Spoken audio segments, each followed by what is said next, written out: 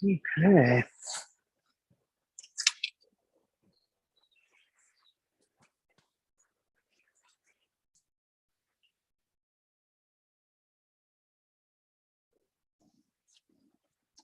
All right, hello everyone.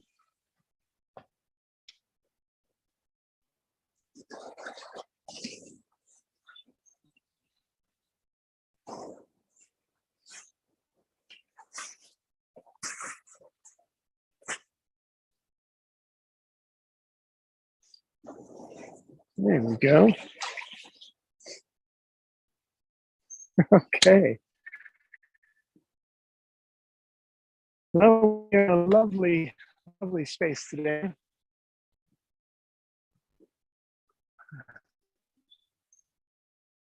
Welcome to Journey Home Meditation's morning sit. I'm hoping this is coming through okay, but I'm not really worried about it. It's such a beautiful, beautiful place to be that my only thought is I hope I don't get caught up in all the beauty, right? But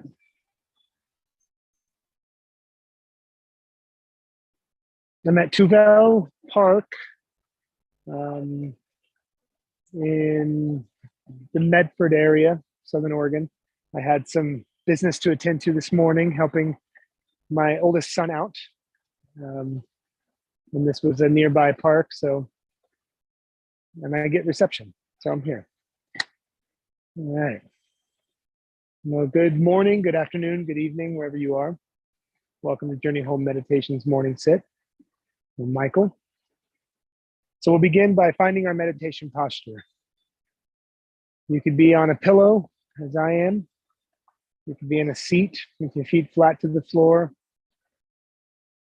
your spine erect. You can be lying Shavasana on the ground, yoga mat, couch, bed, or maybe you're just walking around listening to this in your earbuds. Whatever you are doing, wherever you are, we want to find ourselves in a place of balance, right? Because it's through balance that we relieve tension, right? So as we find ourselves coming into a position of balance in our body, we'll find that our mind is also coming into balance.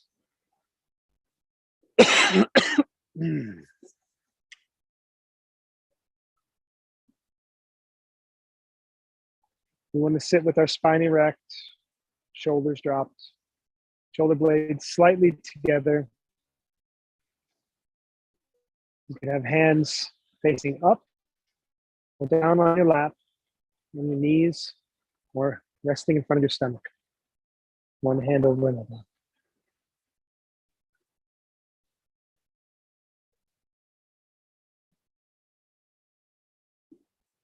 And breathe.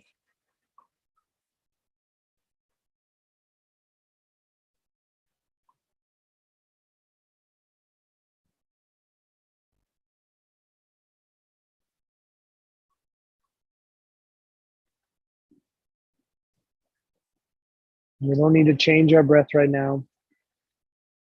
At this time, we just want to observe. Taking this time to become aware of our body and our mind, and our heart space, all of the different bodies that we have. The physical body, the mind body, the emotional body.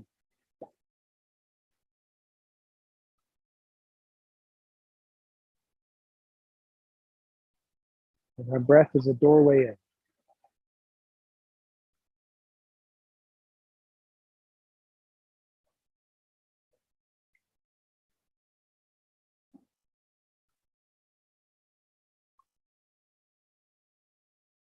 So take a moment to notice your breath. Mouth closed lightly. Jaw hanging slack. Tongue pulled away from the roof of the mouth.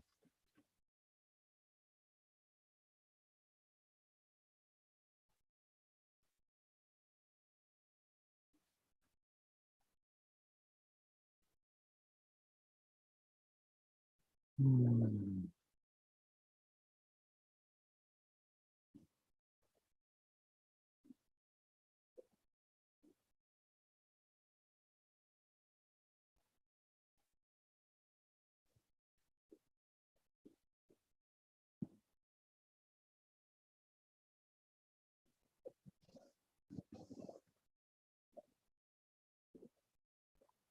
Notice the sensation of the coolness of the air moving into your nose.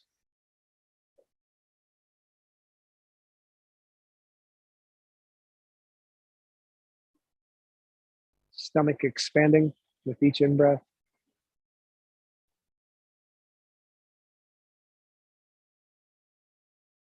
As we fill our bodies with this life-giving spirit.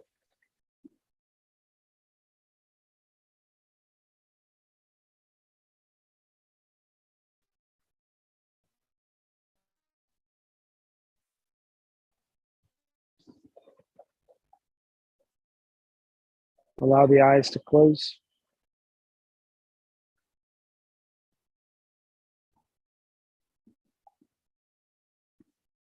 As we begin to notice the timbre of our breath is changing, as we become more balanced and more calm, bring the focus of your eyes to the third eye, keeping your eyelids closed.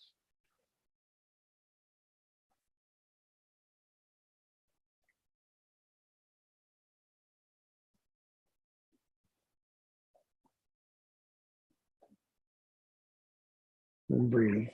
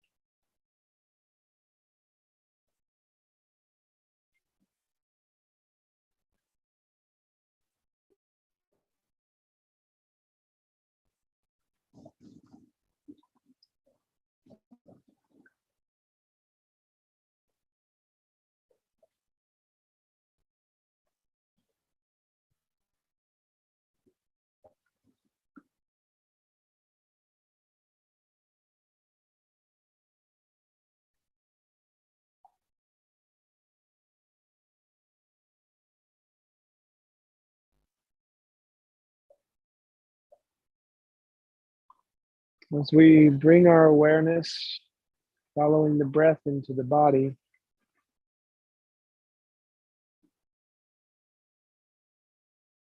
give slight attention to any space that you're feeling sensation from, any tension,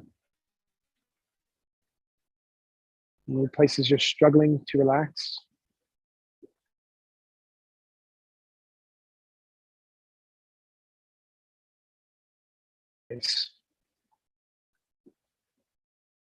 And feel as if you are breathing directly into that tension.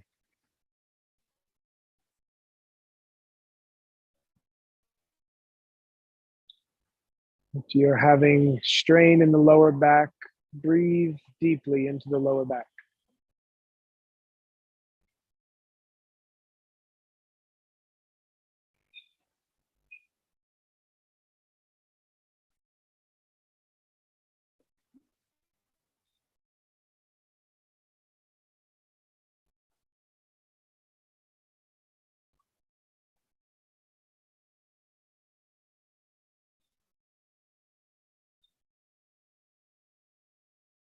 Pardon me.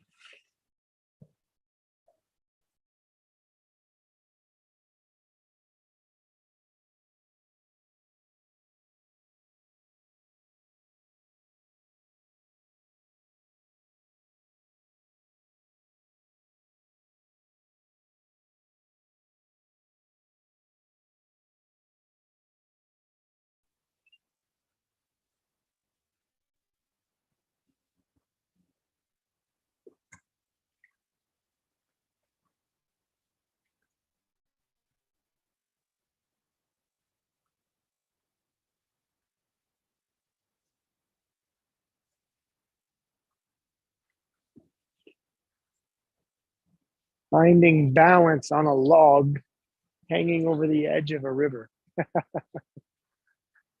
This is the practice that will bring you into balance by force, right?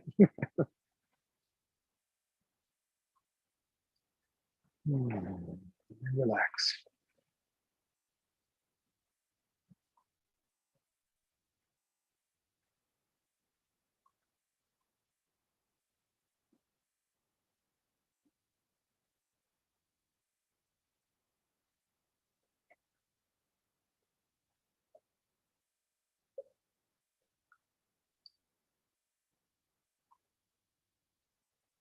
With the eyes closed and the focus of your eyes on the third eye, looking upward as if you're seeking an opening from inside of your head.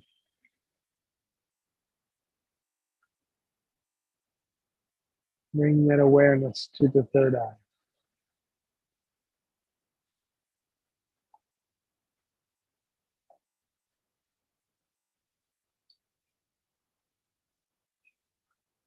Now draw that focus to the space just behind the third eye.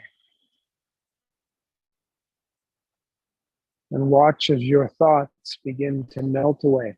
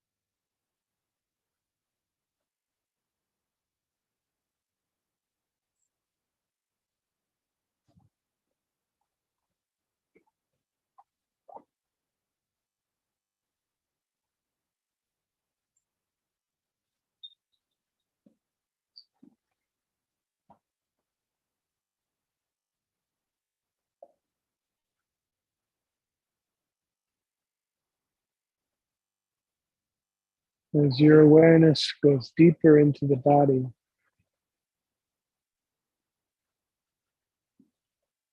notice any new sensations that may be rising, like the leaves floating on the water of the river. Notice them as they pass and let them go.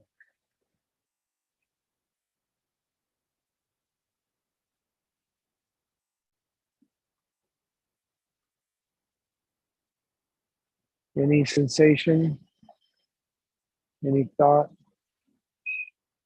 these are just memories.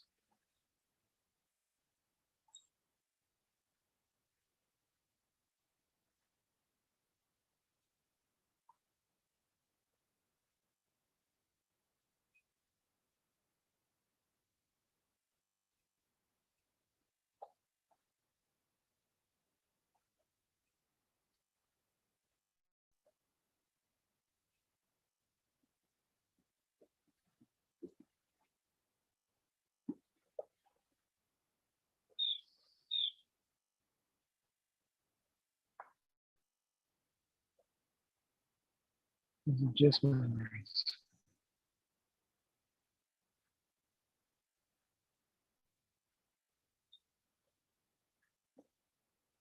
And sometimes our memories make us forget. They make us forget who we are,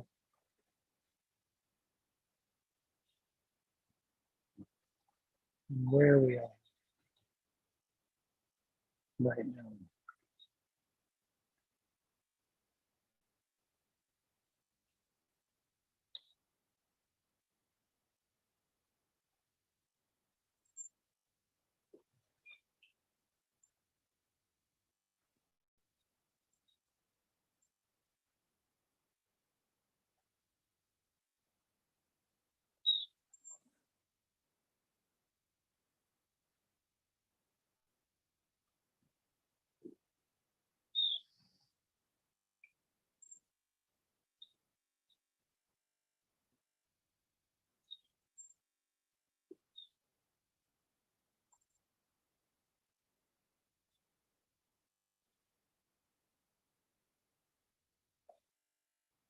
And breathe.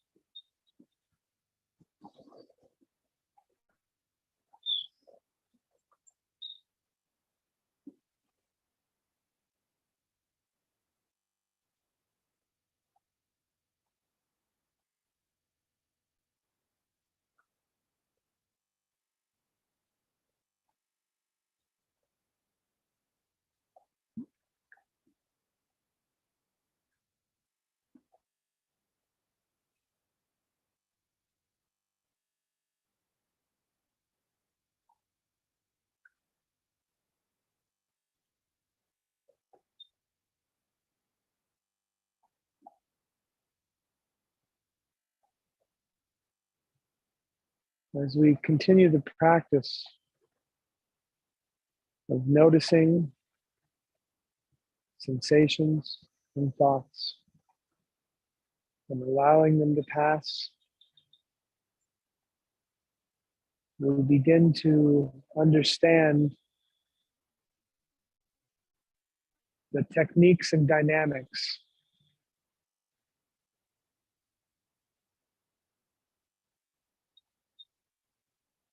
of who we are.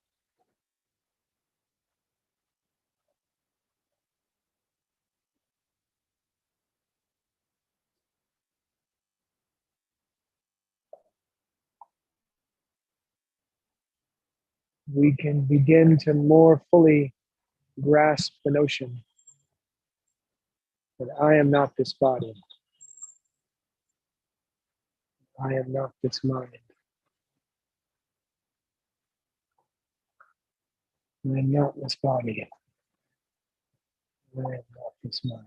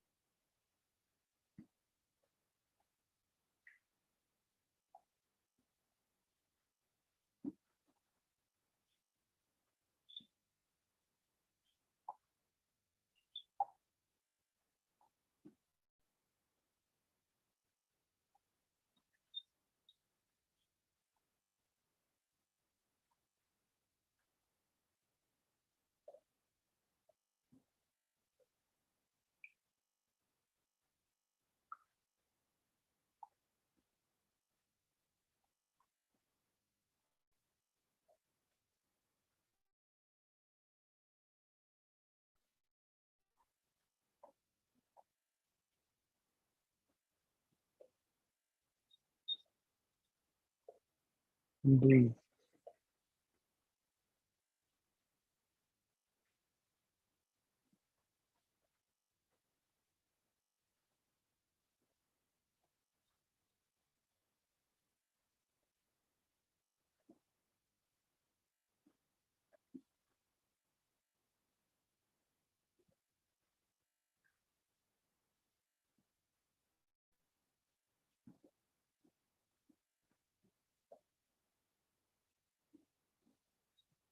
Bring the hands together. Warm the palms, increasing blood flow to the hands.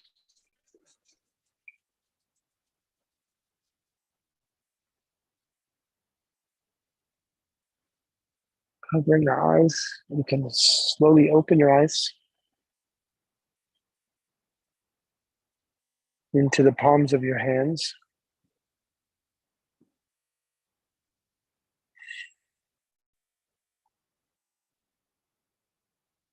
And allow the eyes to adjust to the light. And slowly pull the hands away until they come into focus.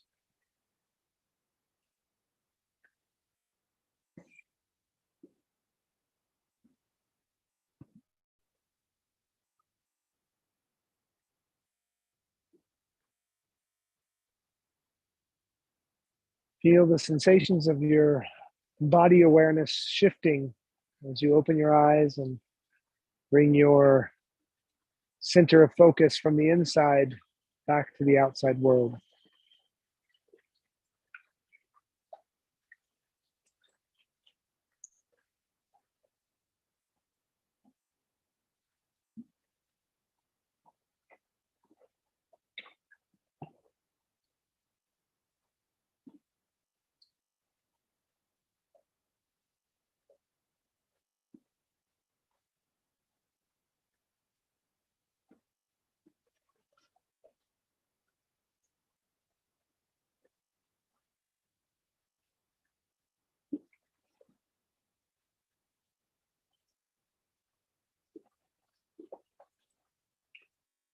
Being in a space like this to practice your meditation can be quite lovely, right? In fact, this is almost like the idealized place of meditation. Certainly, the sound of the river and the breeze on my body when I'm sitting with my eyes closed and my focus and awareness geared towards my intention and my internal self. Certainly, it helps.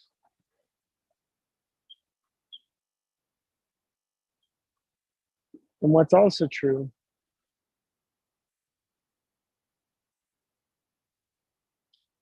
is we can be in spaces like this and be immersed in so much beauty, and still our mind can begin to wander away from the presence of where we are, right?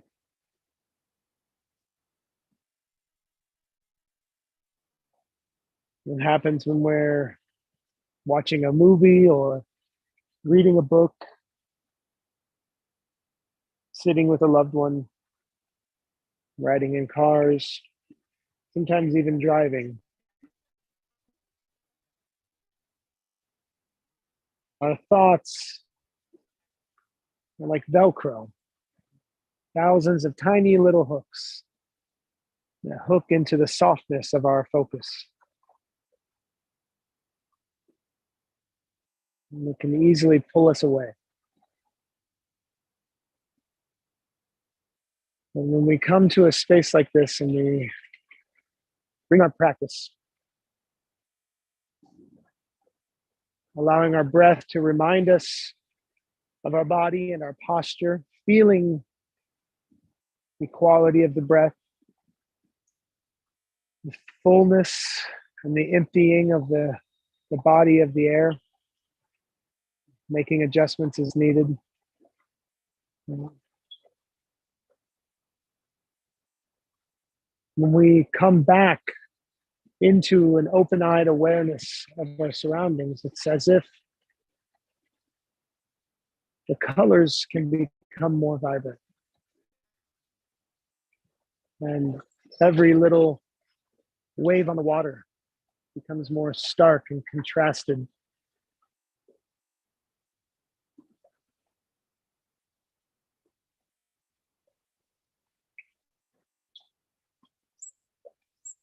So being in the moment is both focused with hyper attention towards presence, but in the focus, we can zoom around and bring that focus with us in all of our interactions. And the same is true not just when you're sitting in an ideal space by the river, the sun breaking through the trees, but that's true in relationships and even in just our internal dialogue. When we're sitting and we have problems, we have things that we're stressed out over, things that require some solution, we can become so centrally focused on the problem that we're missing all of the different angles and perspectives, all the contrast, all the light and shadow that we can obtain awareness of by pulling our focus out. Right? Pull the focus out.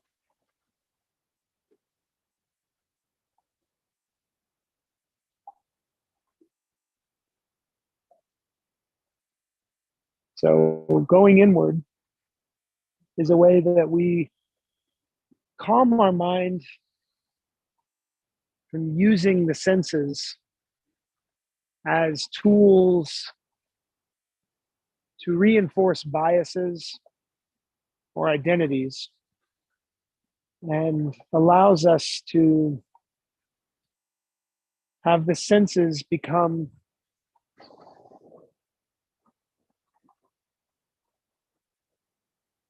our doorway into awareness. I don't know if that's making sense or if that's clear, but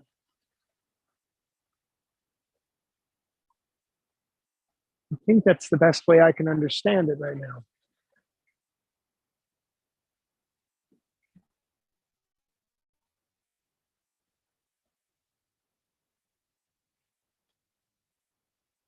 And it's not necessarily impartiality that we're looking for, it's equanimity.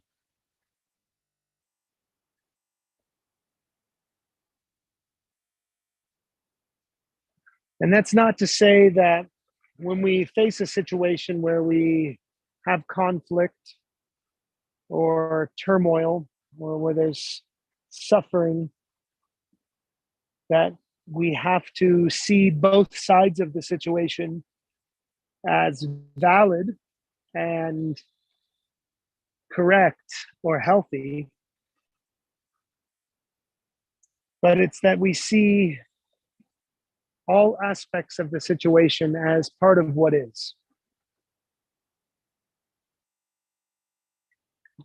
You know, this is what is. And from what is, if we pull our focus back, the dynamics of that is becomes much larger, multitudinous. And we get a more clear picture of a thing being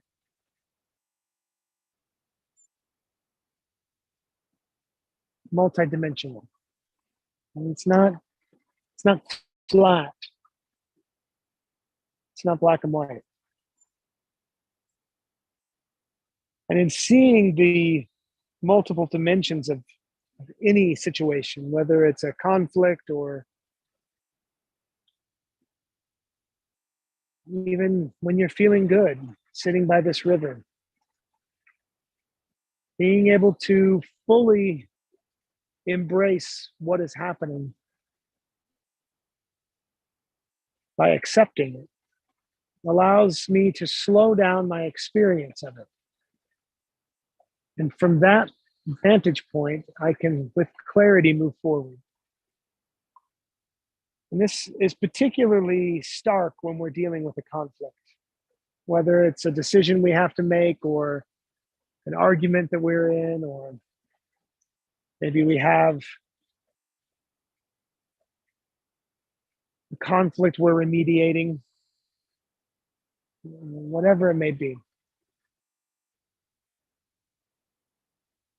The ability not to be stuck, feeling overwhelmed by it, but to pull back and see it for its wholeness and its fullness.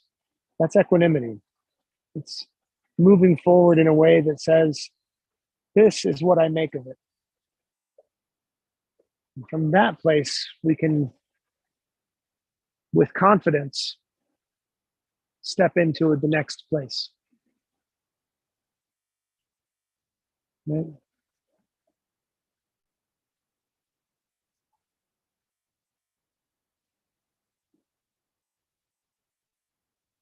When we have a decision to make and we have stress around it or turmoil, sometimes the best thing we can do is sit with curiosity about what the conflict actually is and wait for the silence. When I'm not being pulled in one direction or another, nothing is convincing me, manipulating me. I'm not allowing my identities and my biases to be in control, but stepping back and seeing it all. Waiting for the silence is waiting for all of those voices to subside and the clarity to come in. And then it's like there's no decision at all.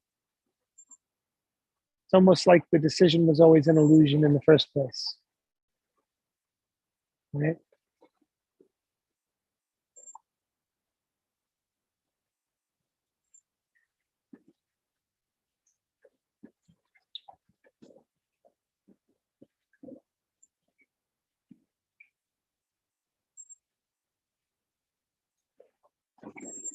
But it's the practice of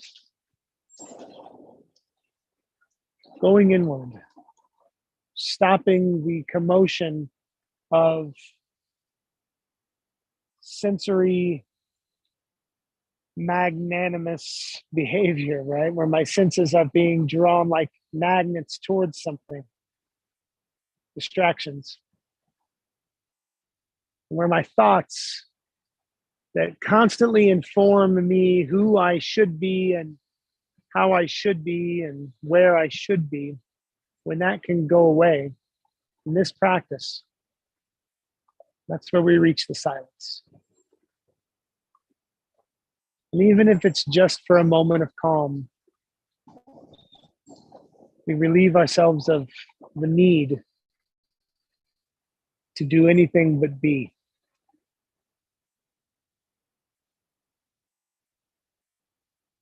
I'm not going anywhere right now. For right now, I'm not saying anything. For right now, I'm not doing anything. For right now. And sometimes that's all that's needed. Just a few breaths to continue moving in a way that includes our presence. So thanks for joining me. I'm going to put my hands together in the recognized position of gratitude and prayer.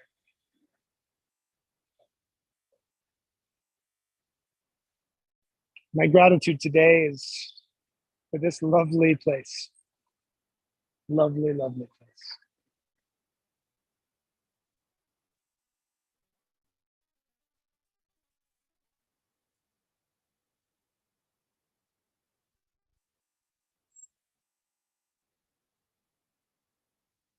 And my prayer today